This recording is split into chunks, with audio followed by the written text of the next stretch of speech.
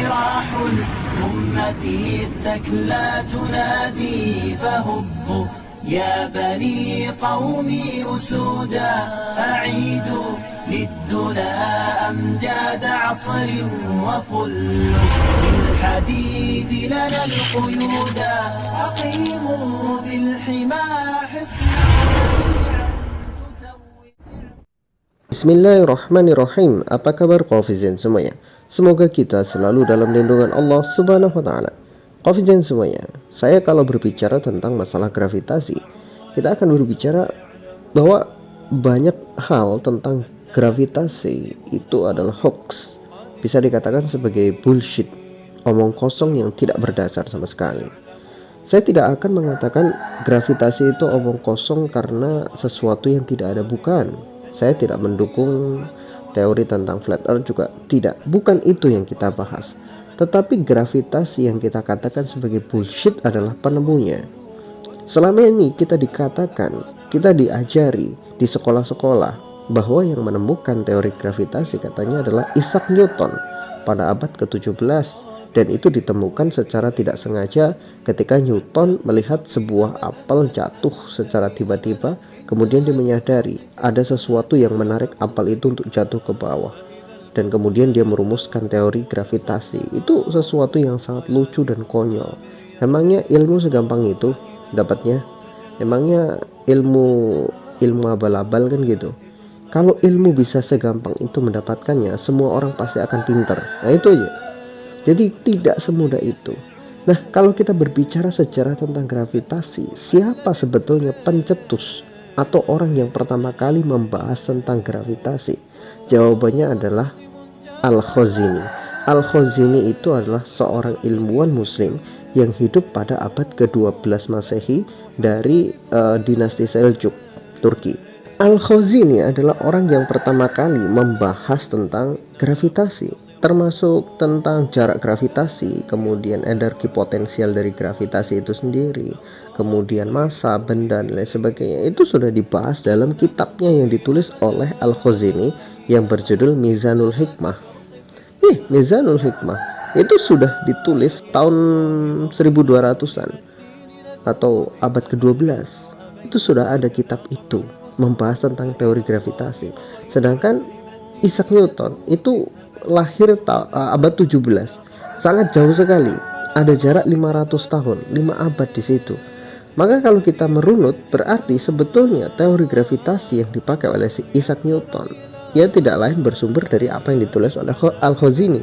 Dan ini juga menjadi sebuah pelajaran bagi kita bersama bagaimana pembelokan sejarah-sejarah di barat itu sangat luar biasa kejam dan jahat.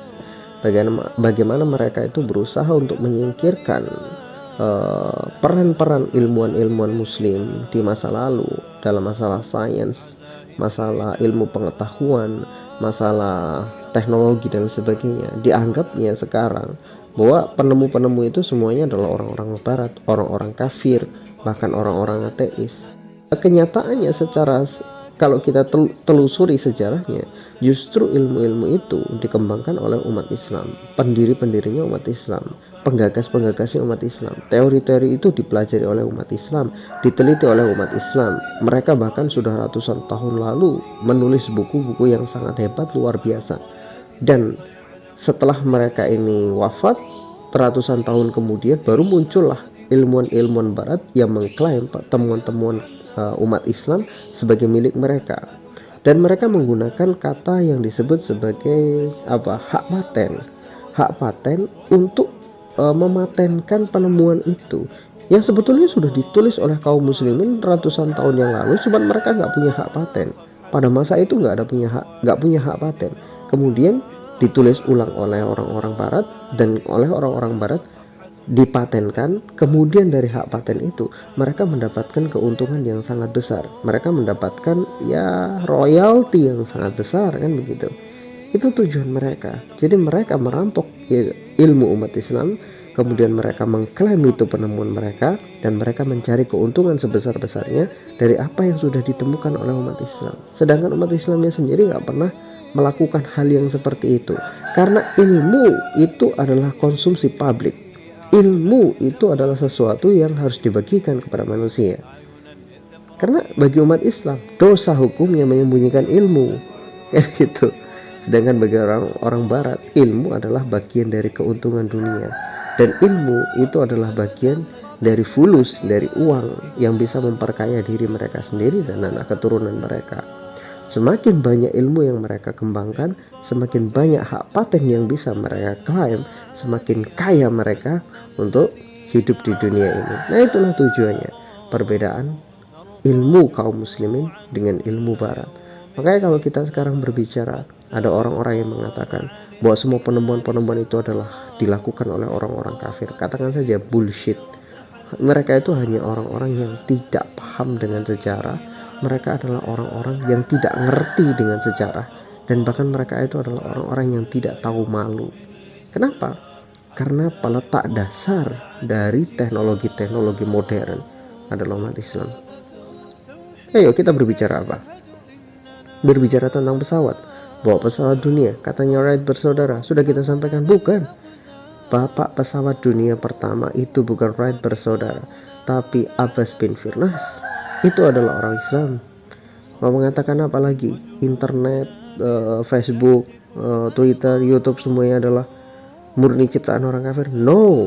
Kata siapa? Program-program dasar itu diawali dari namanya algoritma, dan algoritma itu adalah hasil dari pemikiran seorang Al-Khwarizmi. Maka algoritma itu berasal dari kata Al-Khwarizmi. Al-Khwarizmi adalah seorang ilmuwan muslim. Tanpa adanya algoritma, teknologi nggak akan ada. Ente nggak akan pernah punya Facebook tanpa algoritma.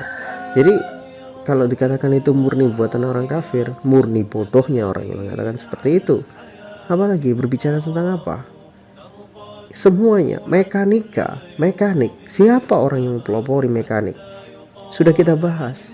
Ahli mekanika yang dikatakan sebagai the godfather of engineering itu adalah seorang muslim, namanya adalah Al-Jazari.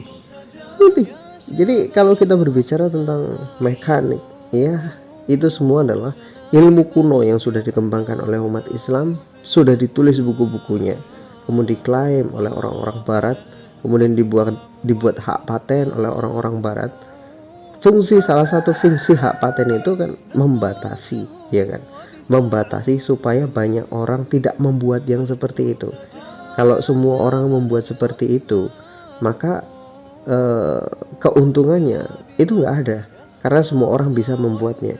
Ya contoh aja motor, kalau semua orang bisa membuat motor, siapa yang rugi? Pabrik motor kan, karena semua orang bisa membuat motor, dan itu sesuatu yang nggak bagus ya.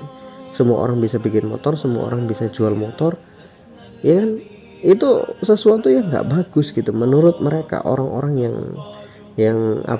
yang berpikiran tentang bisnis, orang-orang yang mengambil keuntungan sebesar-besarnya dari itu. Maka mereka membuat klaim hak cipta, mereka membuat klaim yang seperti itu untuk apa? Untuk kepentingan mereka pribadi. Ilmu itu awalnya adalah sesuatu yang umum konsumsi publik, tapi ketika sudah menjadi sesuatu yang bersifat menguntungkan, kemudian diklaim hak patenkan, dan itu untuk keuntungan mereka. Wallahu a'lam bishawab. Semoga bermanfaat.